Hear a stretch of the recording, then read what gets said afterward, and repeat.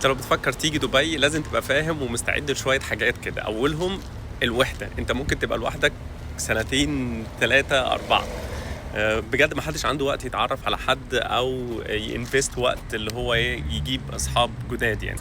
هنا الناس جايه تعمل حاجه واحده، شغل وشغل وشغل، وعادي جدا الناس عايشه ومبسوطه. صعب جدا تلاقي حد شبهك، او خلينا نقول مجموعه شبهك تقدر تخرج معاهم. تاني هنا في 200 جنسيه وكلها افكار مختلفه وثقافات مختلفه، فلو انت من النوع اللي بيحب السوشيال خليك في مصر احسن. امبارح مثلا انا نزلت الشغل الساعه 9 الصبح وروحت الساعه 9 بالليل، وكان لسه في شغل كتير جدا، ولسه كان في ناس قاعده اصلا في الشغل جيهم قبلي الصبح. فلو انت برضو جاي سياحه هنا ومش بتدور على شغل وليك اصحاب كتير شغالين هنا، بجد اعذرهم، مش هيعرفوا يبقوا معاك كل يوم او يشوفوك وياخدوك يفسحوك، والجو ده مش هيبقى موجود، هيبقى صعب خالص. ممكن تشوفهم مره او اتنين بكتير. الناس اللي عايشه هنا يوم الاجازه بتاعهم بيكون ما بين خروج وطلبات بيت وتنظيف، ولو عندك بيزنس او عندك حاجه عايز تذاكرها بجانب عايز تروح الجيم مثلا، لو لا قدر الله عايز تصلح العربيه، فانت يوم الاجازه بتاعك مليان حاجات، وتيجي تاني يوم مفروض تروح الشغل. طب هو فين الاجازه اصلا؟ فدبي فعلا مدينه من الطراز الاول ومن اكتر المدن تقدما، ودي حاجه معروفه يعني. بس اكيد مع التقدم ده بيجي جانب مظلم،